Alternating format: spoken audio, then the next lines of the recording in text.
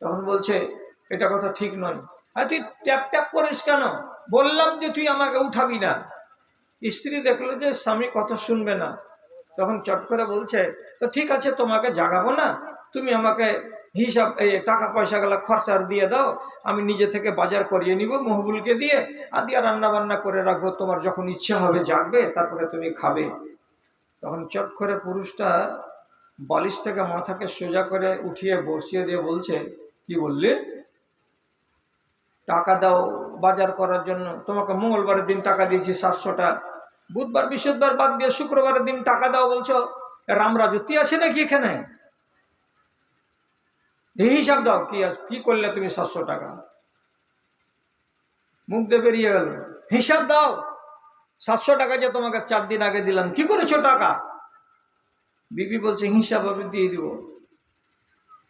এবার তোমাকে আমি জিজ্ঞেস করে বলছি, তুমি যে এইভাবে সকাল আর বিকাল দুপুর রাত আরামসে কাটিয়ে দিচ্ছ, একবার আল্লাহ রাব্বুল আলামিনের দরবারে তোমার হাজিরি হয় না। তোমার বয়স কত? এখন 28 বছর। তুমি কতদিন নামাজ ছেড়েছ? 15 বছর। 7 বছরের পর 10 বছর পর্যন্ত তোমাকে সুযোগ দেওয়া হয়েছে, 10 বছরের পর নামাজ যদি ছাড়ো তো তোমাকে পিটিয়ে নামাজ পড়ার কথা ছিল। তাহলে আজ যদি তোমার 28 বছর বয়স হয়, তাহলে 18 বছর ধরে নামাজ পড়োনি, হিসাব বাকি আছে না নাই? নিজে হিসাব দিতে পারবে আল্লাহ তাআলাকে? থ হয়ে যায়, বলছে এগুলোর হিসাব লাগবে নাকি? কতদিন নামাজ পড়লাম, কতদিন নামাজ পড়লাম না? বলছে কি শুধু দুনিয়া দুনিয়া ফানফুসি করে বেড়াও? জীবনে কোনোদিন একটা ইসলামী মজলিসে বসে কোনো একটা মৌলবীর 5টা মিনিটের ভাষণ শুনুননি যে তোমাকে কি কি জিনিসের জবাব দিতে হবে কিয়ামতের দিন? বলছে না, আমার এটা তো খেয়ালে আসে না। তো এই জন্য অজাগর হয়ে আছো। কিছু তো শুনতে হয় জীবনে, যে আমাকে কিছু হিসেবে লাগবে কিয়ামতের দিন আল্লাহ তাআলাকে। তো কি কি লাগবে আপনিও তো জানেন আশা করি। ওয়ান শাবাবিহি ফিমা আবলাহু, যৌবনটা কিসে ক্ষয় করেছিলে তার জবাব আমাকে দাও। ওয়ান উমরিহি ফিমা আফনাহু, বয়স যেটা দিয়েছিলাম 60 থেকে 65 বছর, কোন কোন কাজে বয়সটাকে খরচ করেছো তার তুমি আমাকে হিসাব দাও। ওয়ান মালিহি, তোমার মালের হিসাব দাও। আইনা আনফাক আইনা ইকতাসাবাহু আইনা আনফাকতাহু, কোথায় তুমি কামাই করেছিলে, কিভাবে কামাই করেছিলে এবং কোনখানে তুমি ব্যয় করেছিলে, তোমার এই মালের আমাকে হিসাব দাও। আল্লাহ তাআলার নবী বলছেন যতক্ষণ পর্যন্ত তোমার কাছ থেকে এই জিনিসটির হিসেব না পাওয়া যাবে ততক্ষণ পর্যন্ত তোমার পাকে হাসরের ময়দানে ঢালাই করে দেওয়ার মতো করে জমিনের সঙ্গে লাগিয়ে রাখা হবে। আর নবীজি বলছেন লা তাজুলু কাদমা ইবনে আদামা, যতক্ষণ পর্যন্ত 5টা প্রশ্নের জবাব আপনি দিয়ে না দেবেন ততক্ষণ পর্যন্ত পাটাকে জমিন থেকে সরানো যাবে না। পালিয়ে কোথায় যাবেন? এদিক থেকে ওদিক দৌড়াদৌড়ি করার কোনো অবকাশ নেই ভাই। হিসেব তো লাগবে। তা আপনার কাছে হিসেব চাইবেন আল্লাহ তাআলা একটু পরেই। তো হিসেব চাওয়াটা চলবে কিনা আল্লাহ তাআলার, উচিত কিনা, এটাই আপনাকে বুঝাতে বসেছি আমি। হিসেব তো আল্লাহ তাআলা নিবেন। ধন পেলেন, মাল পেলেন, গাড়ি পেলেন, জমি পেলেন, জিরাত পেলেন, বিবেক পেলেন, বুদ্ধি পেলেন, সুন্দর শেকল সুরাত পেলেন, তারপরে আপনি আল্লাহ তাআলাকে হিসাব দিবেন না, তো এটা তো বেআক্কেল মানুষের কথা হলো। তারপরে আপনার মতো আক্কেলওয়ালা মানুষের আক্কেলটাকে একটু সজাগ করার জন্য শুধু একটা কথা বলছি, জুমার দিন 2 রাকাত নামাজ পড়তে গেলে সুন্নতি তরিকাতে যদি সূরা পড়া যায় তো প্রথমে হবে সাব্বিহিসমা রাব্বিকাল আলা, আর তারপরকার রাকাতে কোন সূরাটা হবে বলেন তো পাবলিক? আপনি তো নামাজি মানুষ, আপনি তো বলবেনই। এইদিকার লোকগুলো এক একটা বলেন দ্বিতীয় সূরাতে ইমাম সাহেব যে সূরা পড়েন জুমা মসজিদে জুমার দিনকার 2 রাকাতে, তো পহিলাতে এ ভাই বললেন গাশিয়া, আর 2 নম্বরে ও 2 নম্বরটা বলে দিলেন আপনি গাশিয়া। আচ্ছা আচ্ছা, আরে যাক ঠিক আছে। তো দ্বিতীয় সূরা যেটা পড়েন ইমাম সাহেব, এই সূরাটার নাম হলো সূরা গাশিয়া। জীবনে পড়েছিলেন কোনোদিন? মতনে দেখেছেন পড়ে? যে না পড়তে জানি না। তাহলে পড়তে যদি কোরআন মাজিদ না জানেন আর বাংলা পড়তে পারেন আর ইংরেজি পড়তে পারেন, তাহলে হিসাবটা করা হবে কিয়ামতের দিন, এটা জেনে রাখেন। কেন? একবারই লেলা হতেন তাহলে হিসাব হালকা হতো। আরবি জানেন না? জানি না। বাংলা জানেন না? জানি না। ইংরেজি জানেন না? জানি না। তুই তো লেলা গরু। কিন্তু যদি বলে যে ইংরেজি পারি, বাংলা পারি, সবই পারি, কিন্তু আরবিটা পারি না, তাহলে হিসাবটা করা হবে। কেন যে বাংলা আর ইংরেজি আপনার ভাষা নয়, আপনার ভাষা হচ্ছে কোনটা? তা আরবিটা। রাগ করতে হবে না আমার কথায়। আপনার যে মরণের টাইম আসবে, আপনার যে জান কবজ করা হবে, তা আপনাকে যেটা মেসেজ দেওয়া হবে, সর্বপ্রথম মেসেজ, সেটা হচ্ছে আরবিতে। কি ভাই বিশ্বাস হয়েছে না হয় না? আরবিতে আপনাকে প্রথম মেসেজ দেওয়া হবে, দুনিয়া ছাড়ার আগে প্রথম যেটা মেসেজ আপনি পাবেন আরবিতে। তা আপনি তো চাষা, বুঝলেন কেমন করে? কসম আল্লাহর বলছি, মরবার কিছুক্ষণ আগে আল্লাহ রাব্বুল আলামিন আপনার চোখে এতটাই জ্যোতি এনে দিবেন যে যদি চশমা না লাগান, চোখটাকে যদি বন্ধ করেও থাকেন, তো মালাকুল মউতকে নিজের চোখের সামনে দেখতে পাবেন। কথা মনে রাখেন একটা। আর 2 নম্বর কথা, মালাকুল মউত আপনাকে বাংলাতে ডাকবে না, ডাকবে ইংরেজিতে না, আর ডাকবে আপনাকে কিসে? তো আরবিতে। আরবি আপনি বুঝতে পারবেন। একবার নিজের জায়গাতে বসে বসে ছোট্ট করে বলেন আলহামদুলিল্লাহ। আরবি বুঝতে পারবেন। আজ পড়তে পারছেন না তো, আরবি বুঝতে পারবেন সেই দিন। প্রসঙ্গ বাদ দিই, যেটা বলছিলাম সেটাতে যাই। ইমাম সাহেব সূরা গাসিয়া পড়তে পড়তে শেষখানে কি বলেন? ইন্না ইলাইনা ইয়াবাহুম সুম্মা ইন্না আলাইনা হিসাবাহুম। কি তরজমা? এই আয়াত দুটার আগে অনেক কথা গেল। কি কি কথা গেল? খুব দৌড়ালে, খুব ঝাঁপালে, খুব লাফালে, খুব দাপাদাপি করলে, খুব সংসার সাজালে, খুব টাকা পয়সা জমি জিরাত বানালে, এই করলে সেই করলে করলে করলে শেষের বেলায় রব্বুল আলামিন বলছেন, এত সব কিছুর পরে ইন্না ইলাইনা ইয়াবাহুম, সব কটি লোককে, ছেলেকে, মেয়েকে, নরকে, নারীকে, তোমাদের সবাইকে আমার কাছে ফিরে আসতে হবে। তারপরে আল্লাহ তাআলা বলছেন সুম্মা ইন্না আলাইনা হিসাবাহুম, তারপরে সকলের হিসাব নেওয়ার দায়িত্বটা আমার উপরে রয়েছে। আমার নাম হলো আল্লাহ। তখন আপনাকে লুকিয়ে লুকিয়ে একটা দোয়া পড়তে হয়, জোরে জোরে নয়। কি দোয়া পড়তে হয় বলেন এদিকে? আল্লাহ কি পড়তে হবে? ইন্না ইলাইনা ইয়াবাহুম সুম্মা ইন্না আলাইনা হিসাবাহুম। তার জবাবটা আপনাকে স্লো, একাই একাই নিজের মুখে মুখেই বলতে হবে। আল্লাহুম্মা হাসিবনি হিসাবাই ইয়াসিরা। কেন যে আগকার আয়াত আল্লাহ তাআলা দিয়ে দিয়েছেন আপনাকে ডোজ। কি বলে? যত লাফাবে ঝাঁপাবে, শেষের বেলায় আমার কাছে আসতে হবে। তারপরে আবার কি হবে? আমার কাছে আসতে গেলে আমি হিসাবের জন্য আমি খাড়া হব, আমাকে হিসাব দিতে হবে। তেমনি ভেতরটাতে যদি কম্পন তৈরি হয়, তো আপনি সাথে সাথে আল্লাহকে বলবেন, পরবর্তীকার তুমি আমার হিসাবটাকে আসান করে দিও। আল্লাহ আমার হিসাবটা যেন কড়া না হয়। কড়া হিসাব কেমন? আর শক্ত হিসাব কেমন? নরম হিসাব কেমন? এগুলো কি বুঝেন না আপনারা? বাপ যদি শক্ত হয়, 500 টাকা দিয়ে বাজার পাঠায়, কি কি করলি রে দে। তো যদি বেটা সোজা হাতে বলে 464 টাকা হলো বাজান, তো এইটি লাও, আর 35 টাকা ঘুরে গেছে, লাও। তো সোজা বাপ হতে গেলে হিসাব সোজা মেনে নিল, আর ঠিক আছে। আর যদি বাপ টেড়া হয়, তাহলে মুখে মুখে বলে দিলি 464 টাকা, কিসে কিসে হলো ওটা বললাম, তখন কাল ঘাম ছুটে যাবে। যে 10টা টাকা মেরেছিলেন, 20টা টাকা মেরেছিলেন পকেট খরচা দিব বলে, এটার দাম বাড়িয়া ওটার দাম বাড়িয়া, একটা যদি খালি হিসাব দিয়ে দেন আপনি, যে 250 গ্রাম জিরা কিনেছিলাম, কত টাকা লাগলো? 95। হ্যাঁ, আবার এমতাজের দোকানে 75 টাকা করে জিরা পাওয়া যাচ্ছে, তুই 95 টাকাতে কিনে আনলি, মানে তুই কি খেপা পেয়েছিস আমাকে নাকি? আপনার হিসাব শুরু হয়ে যাবে। এটার নামই হলো কড়া হিসাব। কিয়ামতের দিন আল্লাহ রাব্বুল আলামিন 2 রকমের হিসাব নেবেন। একগুলো হিসাব হবে সোজা, একগুলো হিসাব হবে বোঝা। কেমন সোজা হিসাব? যত পৃথিবীতে মানুষ আছে, সমস্ত মানুষকে হিসাব দিতে হবে। আর যত পৃথিবীতে মাওলানা আছে, আর মৌলবি আছে, আর হাজি আর গাজী আছে, সবাইকে জাহান্নামের উপর দিয়ে হেঁটে ওপার যেতে হবে। কথা মনে থাকবে না থাকবে না? দুটো কথা বলুন, হ্যাঁ না না। হিসাব সবাইকে লাগবে, আর জাহান্নামের উপর দিয়ে হেঁটে সবাইকে যেতে হবে। আপনি বড় বড় চোখ করে বলবেন, হ্যাঁ মৌলবিটা সালা টেঁড়া ব্যাগ আওয়াজ করছে। আমাদের দেশে এত বড় বড় সদর সাহেবগুলো, ওরা কি জন্য জাহান্নামের উপর দিয়ে হাঁটবে? হাঁটবো তো আমরা হাঁটবো, আর আলেম মানুষ ওরা কেন যাবে? আলেমের বাপ কেউ হাঁটতে হবে জাহান্নামের উপর দিয়ে। কিন্তু কথাটা বুঝতে হবে আগে। কি বুঝুন এই কথা? আল্লাহ তাআলা কোরআনে বলছেন, ওয়াইন মিনকুম ইল্লা ওয়ারিদুহা ওয়া কানা আলাল্লাহি হাতমান মাকজিয়া সুম্মা নুনজিল লাযিনা। আল্লাহ রাব্বুল আলামিন বলছেন, শোনো রে, পৃথিবীতে যত মানুষ তোমরা আছো, ছোট এবং বড়, ধনী আর গরিব, আর মুসলিম আর অমুসলিম, সবাইকে জাহান্নামের উপরে, ব্রিজের উপর দিয়ে হেঁটে হেঁটে তোমাদের পার হতে হবে। কিন্তু যারা হবে ইমানদার, যারা হবে দিনদার, যারা হবে পরেশগার, তারা উপর দিয়ে হেঁটে যাবে। তো মনে হবে ফারাক্কা ব্রিজের উপর দিয়ে হেঁটে গেলাম, কিছু তাপ বুঝতে পারলাম না, কোনো বংশী লাগলো না, কোনো আকুড়া লাগলো না, কোনো কষ্ট আমাদের হলো না, আরামে চলে গেলেন, কোনো অসুবিধা নেই।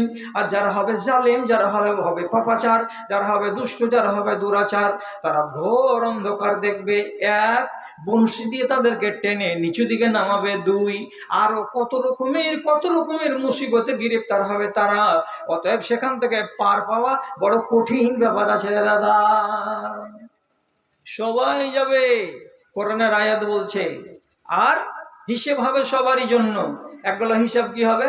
হিসাবাই ইয়াসিরা, একেবারে সহজ হিসাব, একেবারে ডাল ভাতের মতো হিসাব। কাদের হিসাব এরকম হবে? রব্বুল আলামিন যাদেরকে চিনতে পারবেন চেহারাটা দেখেই, এটা আমার খাস বান্দা। কেন চেহারাটা খাস বান্দার হবে? রব্বুল আলামিন বলছেন, ইয়াউমা তাবিয়াজ্জু উজুহুম ওয়া তাসওয়াদ্দু উজুহ, কিয়ামতের দিন একগুলো চেহারা হাজার পাওয়ারের বাল্বের মতো ঝকঝক ঝকঝক করে জ্বলতে থাকবে। তাদের চেহারাগুলো দেখতে গেলেই মনে হবে এটা ইমানদারের চেহারা আছে, চেহারা দেখতে গেলে কোনো সন্দেহ লাগবে না। তখন রব্বুল আলামিন ওই মানুষটাকে হিসাবের জন্য ডাকবেন, ডাকার পরে বলবেন, হিসাবাই ইয়াসিরা, এদের হিসাব হবে আসান। কেমন? শোনো, কি নাম? আব্দুল কাদের, বাড়ি কোথায়? ছাইতুনি। ওহো, দক্ষিণ মাথায় ছাইতুনি তুমি না? ওই আব্দুল কাদের না? জি, আচ্ছা যাও, আর হিসাব হয়ে গেল। আর একজন বাড়ি কোথায়? এই বাড়ি উমরপুর। নাম কি? ইমরান আলী। আচ্ছা আচ্ছা আচ্ছা, ওই তিনতলা বাড়ির পাশে করে বাড়িটার লোক তুমি তো? হ্যাঁ, খাড়ো হয়ে গেল, এমনি করে হাত চুলকাবে। তা হাত কেন চুলকাবি? পাছা চুলকিয়েও শেষ করতে পারবি না। আল্লাহ তাআলা বলেন হিসাব দেয়। কিসের হিসাব দেবো মালিক? যা বলছি তার হিসাব দেয়। এবার যার উপরে আল্লাহ রাব্বুল আলামিনের নজর পড়ে যাবে, তার 14 গোষ্ঠী উদ্ধার হয়ে যাবে। আর জিজ্ঞেস করেন এই মাওলানা গুলোকে, মান হুসিবা নুকিশা ওয়া মান নুকিশা গাওয়া। যে ব্যক্তির হিসাব শুরু হয়ে গেল, ওর খাটিয়া খাড়ো হয়ে গেল। যার খাটিয়া খাড়ো হয়ে গেল, ওর ঠিকানা লাল ঘর হয়ে গেল। হিসাব যদি আল্লাহ রাব্বুল আলামিন শুরু করে দেন, তো আপনার রেহাই নাই। তাহলে এতটি কথা বলার পরে শুধু এটাই কথা বলতে চাইছি যে হিসাব আপনার হবে কিয়ামতের দিন। এবার আপনার যে হিসাবগুলো হবে, তো তার জন্য মনে মনে একটু কিছু প্রস্তুত হন। কিসের কিসের হিসাব দিব যে আল্লাহ? কেমন করে হিসাব দিব যে আল্লাহ? এ সম্পর্কে আপনাকে হিসাব তো লাগবে। আপনার এই দেহের ভেতরে কিছু পার্টস আছে, পুর্জা আছে, এগুলোর হিসাব লাগবে। তো লম্বা করে বলতে পাবো না, না পাওয়ার বিশেষ কারণ আছে। তো যে সময়টুকু আমি কাটাচ্ছি, এই সময়ের ভেতরে আপনাকে এই বিষয়টাকে পরিষ্কার করে দিয়ে তারপরে চলে যাব ইনশাআল্লাহ। হিসাব, আপনাকে আল্লাহ কতটি অঙ্গ দিয়েছেন গুনেন। সবটি গুণা যাবে না, মোটা মোটা করে গুনেন। চোখ, কান, মুখ, এগুলো তো কমসে কম মেন। হাত, পা, এগুলো তো কমসে কম মেন অঙ্গ। এইগুলো জিনিসের উপরেও আপনাকে খেয়াল রাখতে হবে। কেন খেয়াল রাখবো জি মৌলভী সাহেব?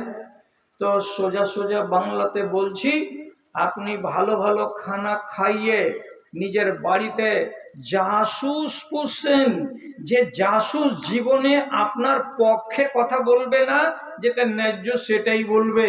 জাসুস লুকিয়ে লুকিয়ে খবর নিচ্ছে, আপনি বুঝতে পারছেন না। এই হাত, এই পা, এগুলো সব আপনার জাসুস। কিয়ামতের দিন আপনার বিরুদ্ধে দরকার হলে কথা বলবে। কোরআনে মাজিদ আল্লাহ তাআলা স্পষ্ট করে বলে দিয়েছেন। কেন? কেন মানে হলো এই, চোর জীবনে কোনোদিন বলবে না যে আমি চোর। অতএব চুরিটাকে যদি সাব্যস্ত করতে হয় তো থানার দারোগাকে কি করতে হয়? কিছু পিটন দিতে হয়।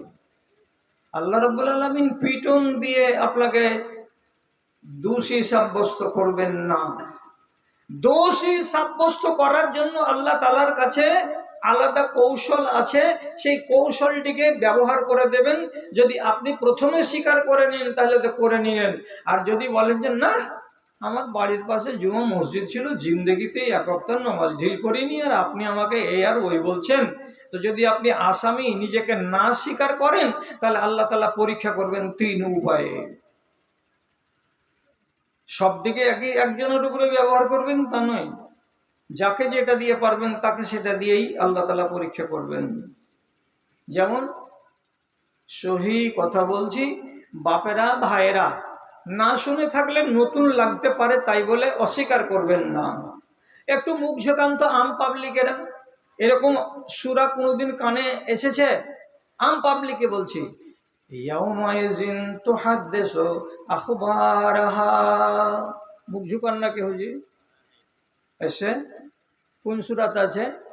ইজা জুলজিলাতিল আরজু জিলজালাহা ওয়া আখরাজাতিল আরজু আসকালাহা ওয়া ক্বালাল ইনসানু মা লাহা ইয়াউমাইজিন তুহাদ্দিসু আখবারাহা।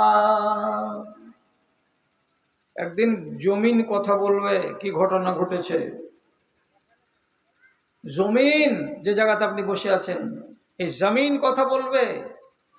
আরে এটা কথা হয় নাকি? হয় মানে কেন বিশ্বাস করবেন না? এই সায়েন্সের যুগে জমিন কথা বলবে। আল্লাহর কোরআন বলছে জমিন কথা বলবে। কি করে?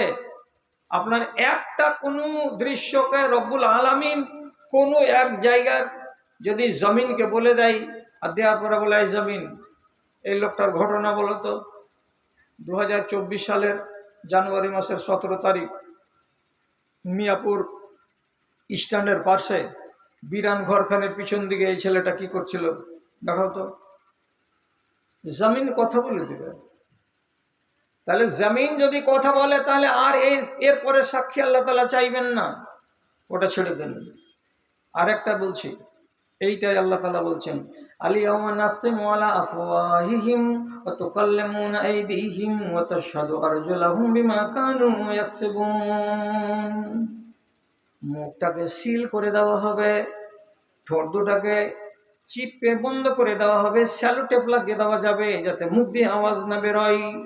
তারপর রব্বুল আলামিন তার পাকে জিজ্ঞেস করে বলবেন, পা একটু বলো তো এই লোকটা হাইয়া আলাল ফালা আজান শোনার পর প্রত্যেক দিন বাজারের দিকে যেত না মসজিদের দিকে যেত, আওয়াজ করো তো পা।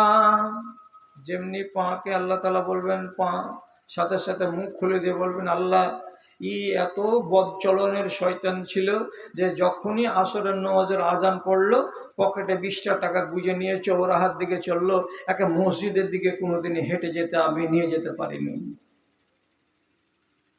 তাহলে হাত তুমি বলো তো কি করেছে এই হাতগুলোকে দিয়ে? ওজু টজু করেছিল? বলছে রব্বুল আলামিন মুখ হাত ঠিকই ধুয়েছে কিন্তু ওযু করার মতো করে ধয়নি, বা মুখ হাত ধুয়েছে ঠিক কথা কিন্তু ওযু করেছে করে মুখ হাত ধুয়ে মসজিদে যাবে তার জন্য জীবনে ওযু করেনি। এ কথা বলে যদি হাত সাক্ষী দেয়, এ কথা বলে যদি হাঁটু সাক্ষী দেয়, পা সাক্ষী দেয়, আপনি বলবেন এগুলো কথা মৌলভী সাহেবদের ওয়াজ, এগুলো বিশ্বাস লাগে না? লাগে না? এই মোবাইলটার ভিতরে একটা চিপস আছে, জিবি আছে, জিবি এই এতটুকুনি জিনিস, এর দাম কত? তো 450 থেকে 600 টাকা দাম। এই এতটুকু জিনিস এর নাম জিবি। এটা কি দিয়ে তৈরি? তো পিতল দিয়ে তৈরি। তো সেই পিতল দিয়ে তৈরি করা জিনিসে এতটা টেকনিক ভরে দিয়েছে যে এইখানে এই চিপসটাকে বের করে আপনার মোবাইলে যদি লাগিয়ে খালি সুইচটাকে টিপে দেওয়া যায় তো শুরু করে দিল চিপস নাহমাদুহু ওয়া নুসাল্লি আলা রাসূলিহিল কারীম আম্মা বাদ। আপনি দয়া করে একটু কথা বলেন তো, চিপসটার মুখ আছে? নাই। জীব আছে? নেই। মাথা মগজ আছে? নেই। তাহলে এত সুন্দর কথা বলছে কি করে? আমার চাইতে তো বেশি কথা বলতে পারছে ও। একটা লোহার অঙ্গ পুরজা, সে যদি কথা বলতে পারে আর আপনি বিশ্বাস করেন, তো আপনার এই দেহটা কথা বলতে পারবে না, এটা অবিশ্বাস করবেন, এটা আপনি কেমন ধরনের মানুষ হলেন গো? এটা দিয়ে আপনাকে আসামি সাব্যস্ত করে দেওয়া হবে। তারপর 3 নম্বরে আল্লাহ তাআলা বলছেন, ইয়াউমা তুবলা সারাইর ফামা লাহু মিন কুওয়াতিন ওয়ালা নাসির। বেশি যদি হ্যাংটামো করবেন, আসামি নিজেকে সাব্যস্ত করতে রাজি হবেন না, আল্লাহ রাব্বুল আলামিন সাথে সাথে বলবেন, ফেরেশতারা, এই ছেলেটার নাম জৈনুল আবেদিন, এই ছেলেটার 22 বছর বয়সে যখন সে জঙ্গিপুর কলেজে লেখাপড়া করতো, তখনকার তুমি বিএ 3rd ইয়ারে যখন লেখাপড়া করে, তো এই কলেজের পশ্চিম দিকে যে বাগানটা ছিল পার্কের বসে বসে একদিনের কোনো ঘটনাগুলোকে জুড়ে দাও, তুলে দাও, দিয়ে আমার সামনে চালু করে দাও। এবার বিএ 2nd ইয়ারে পড়ার কালে কোন বেটি ছেলের সাথে ভান ছিল, হঠাৎ একটা তারিখে এমনি করে শুধু ক্লিক করে দেবে আল্লাহ রাব্বুল আলামিনের ফেরেশতা, ক্লিক করে দিতে গেলে তো চালু হয়ে গেল। আপনি বসেছিলেন একা একটা ঝুপড়ির কাছে, হঠাৎ দেখা যাচ্ছে 2 মিনিটের মাথায় এক মহিলা হাঁটতে হাঁটতে চলে আসছে, ওর মুখে 25 গ্রামের হাসি, আর আপনারও ছবিতে দেখা যাচ্ছে 25 গ্রামের হাসি। আপনি যে হাসছেন একজন নারীকে দেখে, তখনই ভিতরে এমনি এমনি করতে শুরু করেছে, কি চালু করলেন আল্লাহ তাআলা? ওই চালু কিছু করিনি, এটা এলসিডি চালু হয়েছে। তো এদের সবই কিছু ধরা পড়তে লাগবে নাকি? এই যে মেয়েটা চলে আসছে, হাই বিপদ হাই বিপদ, আস্তে আস্তে মেয়েটা পার্শ্বে বসে গেল, পার্শ্বে যখন বসে গেল, তুমি ওর বাহুর উপরে হাত তুলে দিলে, হাত তুলে দেওয়ার পরে যা তুমি ওখানে কীর্তি করেছো সব কিছু চলবে। এবার এই হুঁশিয়ার ছেলে তখন বলবে, মালিক এটাকে বন্ধ করে দেন, আমার ইজ্জত সব খাটিয়া খাড়া হয়ে গেল, দুনিয়ার লোক আমাকে জেনে গেল। রব্বে কারীম বলছেন, ফামা লাহু মিন কুওয়াতিন ওয়ালা নাসির। ওরে বেটা, পৃথিবীতে যত শক্তিশালী লোকগুলো ছিল সবাইকে ডেকে এনে যদি বলি সিঁড়িটাকে বন্ধ করে দাও, আল্লাহ বলছেন তোর বাবার হিম্মত নাই আমার সিঁড়িকে বন্ধ করে দেওয়ার। কেন? আমি আমার ফেরেশতাকে নিযুক্ত করে রেখেছিলাম। সব কথা আলেম ওলামা বলেছেন, আপনাদেরকে পাত্তা দেননি এই কথাটা বলে। কোরআনে কারীম আল্লাহ তাআলা বলছেন, মা ইয়ালফিযু মিন কাওলিন ইল্লা লাদাইহি রাকীবুন আতীদ। আপনি যেটা কথা বলবেন, যখনই বলবেন, যেভাবে বলবেন, যেই অবস্থাতে বলবেন, সেই অবস্থা সমেত আপনার কথাগুলোকে রেকর্ড করে নিচ্ছে কে? তো আল্লাহর ফেরেশতা। বাংলা কোরআন আছে বাড়িতে কাউরি? যদি বাংলা কোরআন বাড়িতে থাকে তো কালকে খুলবেন সূরা কাফ। সূরা কাফটাকে বাংলায় পড়তে পড়তে পড়তে পড়তে চলে যাবেন, দেখবেন কি বলছে আল্লাহ তাআলা, যে প্রত্যেকটা মানুষের কথাকে এবং তার কিরদারকে, তার অভিনয়গুলো, সারাটা দিনের চলাফেরাগুলোকে রেকর্ড করে নিচ্ছে কে? তো আল্লাহর ফেরেশতা। আপনি যদি কোরআনের উপরে অবিশ্বাস করেন তাহলে ওয়াজ আপনাকে শুনতে হবে না, আর যদি বলেন যে না আপনি সত্য কথা বলছেন, তাহলে আপনি নিজে বলুন কোনটা জিনিস আপনি লুকাবেন আল্লাহ তাআলাকে কিয়ামতের দিন? চুরি করেছেন তাও লুকানো যাবে না, ব্যভিচার করেছেন তাও লুকানো যাবে না, যদি কোনো জায়গায় ছিনতাই রাহাজানি করে থাকেন তাও লুকানো যাবে না, কোনো হারাম জায়গাতে হারামখোরি করে থাকেন সেও লুকানো যাবে না, সমস্ত কিছু রেকর্ড হয়ে যাচ্ছে। তাহলে আপনাকে তো হিসাব লাগবেই লাগবে কিয়ামতের দিন, আপনি রেহাই পাবেন কি করে?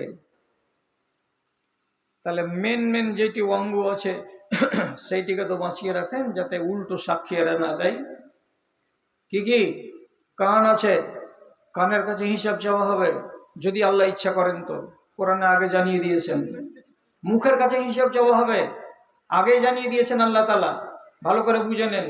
আপনার চোখের কাছে হিসাব চাওয়া হবে, আগেই হুঁশিয়ার হয়ে যান, চোখ দিয়ে কি করছেন আর কি করছেন না, কোথায় আছে। দাদারে আমার, ভাইরে আমার, মানো তো জড়ি আর না মানো তো বোনের খড়ি, কথাটা খেয়ালে রাখবেন। মানলে আল্লাহর কালাম, আর না যদি মানেন তাহলে পরে এমনি গল্প আমি করছি, আপনারাও শুনছেন বসে বসে গল্প। আল্লাহ আপনার হেফাজত করে, আমারও হেফাজত করে, আমি গল্প করিনি ভাই। আল্লাহ তাআলা পরিষ্কার করে বলছেন, ওয়ালা তাকফু মা লাইসা লাকা বিহি মিন ইলম ইন্নাস সামআ ওয়াল বাসারা ওয়াল ফুআদা কুল্লুন উলাইকা কানা আনহু মাসউলা। ওই আয়াতটার তরজমা শোনো। নিশ্চয় তোমার কানকে, নিশ্চয় তোমার চোখকে, নিশ্চয়ই তোমার মুখকে কিয়ামতের দিন জিজ্ঞাসা করা হবে। এত সত্য কথা, একে এক কিঞ্চিত পরিমাণে আপনি মিথ্যা প্রমাণ করতে পারবেন না। কেন? যে গোড়াতেই আমি বলেছিলাম যে আল্লাহ আপনাকে সাজিয়েছেন এমন অঙ্গ দিয়ে, যে অঙ্গগুলো জীব জগতেরও আছে, কিন্তু তারা এইখান থেকে উপকৃত হতে পারে না, আর আপনি উপকৃত হতে পারেন। কান দিয়েছেন আল্লাহ তাআলা এত সুন্দর, এই কানকে জিজ্ঞেস করা হবে কিয়ামতের দিন, এই কি শুনেছিলা কান দিয়ে? তো আপনি তো জবাব দিবেন, জবাবটা গ্রহণযোগ্য হবে কিনা সেটা একবার ভেবে দেখুন। যদি এটাই জিজ্ঞেস হয় কান দেখি শুনেছিলাম, তো বলবে আজান শুনেছিলাম, আজান শুনেছিলাম। কি করেছিল আজান শুনে? মিনার হতে ভাসেছে আজান, হাইয়া আলাল ফালাহ। মিনার হতে ভাসেছে আজান, হাইয়া আলাল ফালাহ। লাঙল ফেলিয়া মসজিদে চলো, ভুলবে মনের জ্বালা রে, ভুলবে মনের জ্বালা। আবার মনের হিসেব করো কষে, পায়েতে লাগাও রসা। হাই রে মানুষের মিটিল না আশা, মানুষের মিটিল না আশা। যদি উত্তরটা সত্য হয় যে আজান শুনে মসজিদের দিকে গেছিলাম, আপনি কল্যাণ পেয়ে গেলেন। এই ছেলেগুলো ও কথা বলিও না বাবা, তোমরা যদি কথা বলো তো আমি এটা বন্ধ রাখবো অতক্ষণ। কেন তিনজন এক জায়গাতে হলে বলো তো, কি কি তোমাদের মিটিং আছে করে নাও আগে।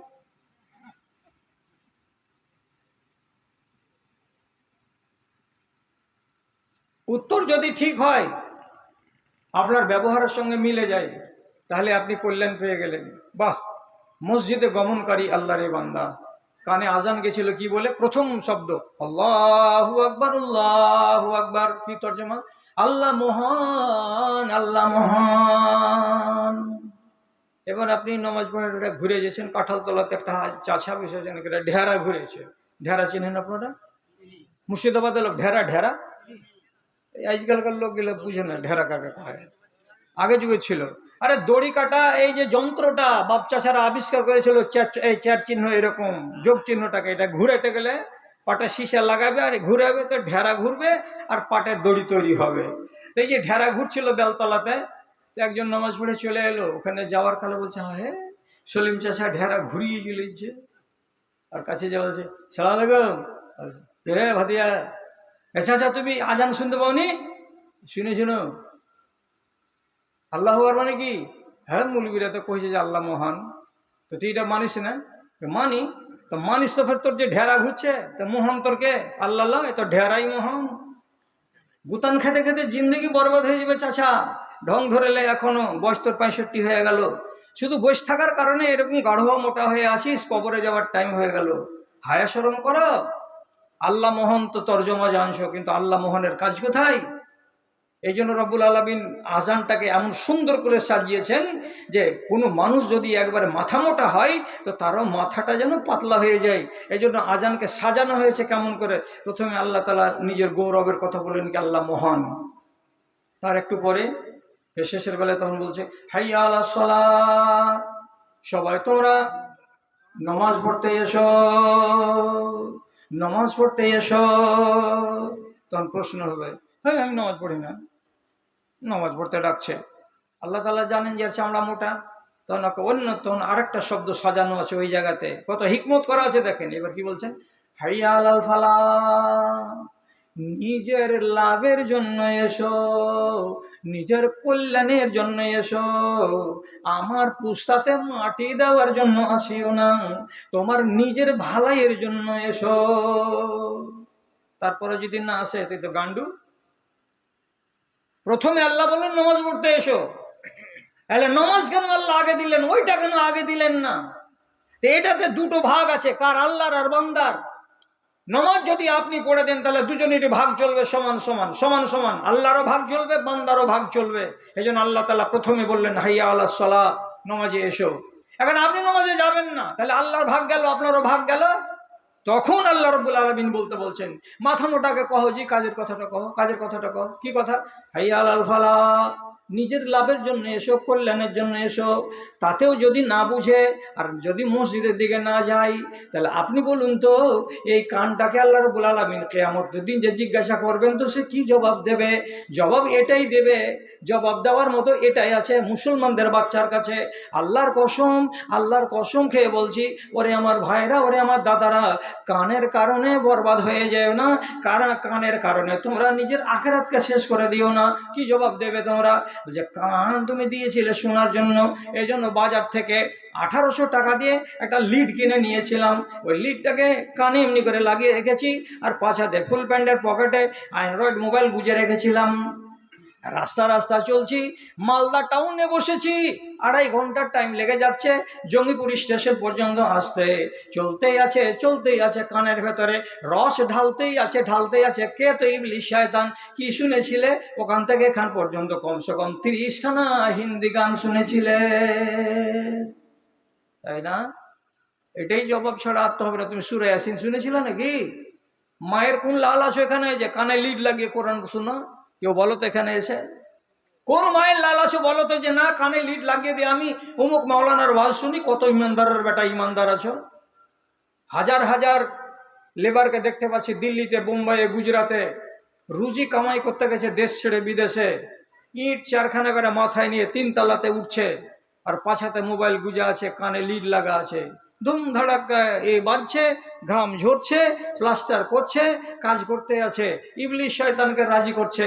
রিজিক চাইছে পাবে কার কাছ থেকে? তো আল্লাহর কাছ থেকে। এই নালায়েক কোনোদিন বুঝতে পারলো না যে রিজিক এদের কাছে নাই, রিজিক আছে কার কাছে? তো আসমানওয়ালার কাছে। অফিস সামা রিজকুকুম ওয়া মা তুআদুন, আসমানের মালিক যিনি তার কাছে যে রিজিক, আর সে দিবে তোমার নামে রিজিক পাঠাবে।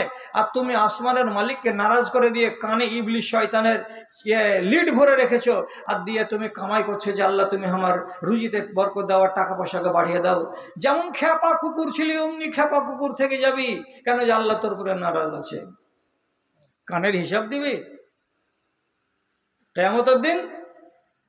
হাদিস লম্বা করবো না, একটা হাদিস বলে দিচ্ছি, দিয়ে পার পেয়ে যাচ্ছি, শুনেন। আব্দুল্লাহ বিন উমার সাথে আছেন, নবীজি চলে যাচ্ছেন মাঠ, কোথাও এক জায়গা যাবেন, হঠাৎ করে কানে আওয়াজ এসে গেল। কিসের আওয়াজ? এক রাখাল ছেলের আওয়াজ, লম্বা টানে ধরেছে একদম। বন্ধুরে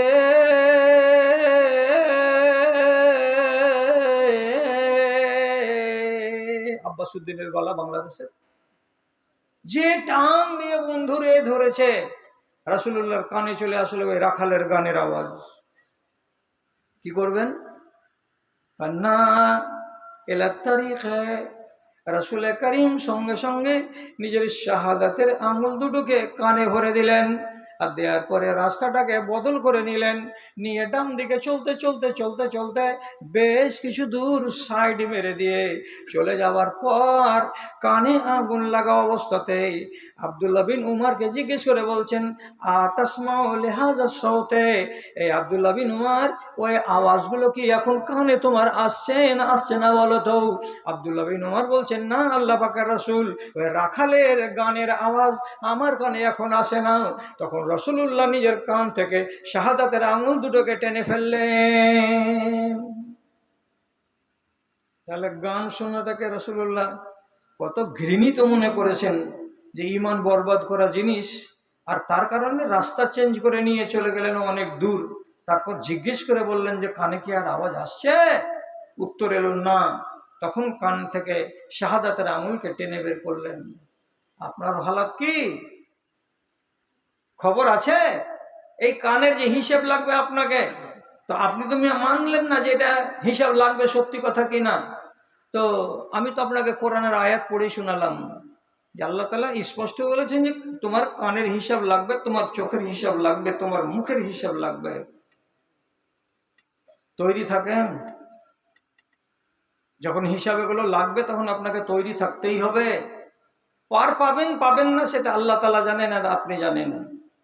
আর কানের ওয়াজ আপনাকে করছি না, মুখের ওয়াজ, মুখের প্রশ্ন আপনাকে হবেই কিয়ামতের দিন। মুখের প্রশ্ন হবে দুটা, একটা ঢোকার আর একটা বের হওয়ার। বের হয় কি? কথা। ঢুকে কি? খানা। মাথায় গেল কথা? মুখকে প্রশ্ন করা হবে দুই রকমের, একটা হলো মুখে ঢুকার, আর একটা হলো মুখ থেকে বেরোবার। আপনি মুখ থেকে বের করেছিলেন কি? তো কথা, এটা জিজ্ঞেস করা হবে। আর মুখে ঢুকেছিল কি? আহার, এটা জিজ্ঞেস করা হবে। আর কোনটা দিবেন আপনি প্রথমে? যদি বলে মুখে ঢুকেছিল কি, মুখে ঢুকেছিল কি, তো আহারের হিসাব দেন। তো ভাত খেয়েছি, রুটি খেয়েছি, তরকারি খেয়েছি, এই খেয়েছি, ওই খেয়েছি, এ তো খুব সহজ কথা। আল্লাহ তাআলা তো এটা আপনাকে রিজিক দিয়েছেন, আপনি খেয়েছেন। এর পরের প্রসঙ্গটা হচ্ছে, এ বান্দা তুমি জানো না পৃথিবীতে আমার কোরআন মাজিদের ভিতরে দুটো আইন লেখা ছিল। একটা আইনের নাম হলো আদেশমূলক আইন, আর একটা আইনের নাম হলো নিষেধমূলক আইন। নিষেধমূলক আইনের মানে তার ধারে কাছে যেতে পাওয়া যাবে না। তো নিষেধমূলক আইনের ভেতরে কি কি ছিল? তোমাকে কোনো মৌলবি ওয়াজ করেনি যে এগুলো এগুলো নিষেধ? ওই যে কই খেয়ালে আসে না। আপনি যেন এ কথাটা বলতে না পারেন, তার জন্য আপনার জবাবটাকে আজকেই দিয়ে দিলাম, দিয়ে পথটাকে বন্ধ করে দিলাম। কিয়ামতের দিন বলতে পারবেন না যে আমি শুনিনি। নিষেধমূলক আইন ভালো করে শুনেন। চুরি করা নিষেধ, ব্যভিচার করা নিষেধ, সুদ খাওয়া নিষেধ, মদ খাওয়া নিষেধ, গীবত করা নিষেধ, পরনিন্দা করা নিষেধ, বেহায়া হয়ে থাকা একজন নারীর, এটা হলো নিষেধ। তাহলে নিষেধের আমি মাত্র 5টা আপনাকে উদাহরণ দিলাম। তো এই 5টা জিনিস হলো মেন বলে এখানেই ক্ষান্ত হয়ে গেলাম, বাকিগুলোতে গেলাম না। আপনি কি বলতে পারবেন যে আপনার মুখে কোনোদিন হারাম যায়নি? যদি বলেন যে না যায়নি, তাহলে আপনি তো কামিয়াব। আপনার মুখে যা গেছে তা হালালি গেছে, হারাম কোনোদিন যায়নি। কিন্তু বেয়াদবি মাপ, মুর্শিদাবাদের লোক, আপনাদের উপরে আমার কোনো আক্রোশ নেই, কোনো ক্ষোভ নেই, কোনো রাগঝাল কিছু নেই, বাস্তব যা তাই বলছি। মালদারও হালাত ওই, মুর্শিদাবাদের হালাত ওই। আপনার গ্রামে 10টা ছেলে দিতে পারবেন যাদের বয়স 15 থেকে 20 বছর, কিন্তু ছেলে কয়টা? 10টা ছেলে এমন বের করে দিয়েন যে ছেলে কয়টা? এরা তিরঙ্গা খায় না, এরা গুটখা খায় না, এরা শেখর খায় না, এরা খৈনি খায় না, এরা ভুল করে না, এরা পান খায় না ডিলাক্স দিয়ে, কম্বু জর্দা দিয়ে, এরা মদ খায় না। এইসব নিশা থেকে দূরে আছে এই বাচ্চাগুলো, নতুন প্রজন্ম। বুড়াগুলোকে বাদ দেন, এমনও আছে যে বুড়া বাবজির আমার কবরে যাওয়ার টাইম হয়েছে তবু খৈনি খায়, আর খৈনি খেতে খেতে মসজিদের অজুখানাতে বসে কলসাতে হাত ভরে পচা ওই জিনিসটিকে ফেলে তারপরে বিসমিল্লাহ বলে অজু করে। এখনো এমন বুড়া বাবজি আছে, মরার আগে পর্যন্ত ওকে হায়া শরম হলো না যে হারাম খেতে খেতে কবরে যাব কেমন করে।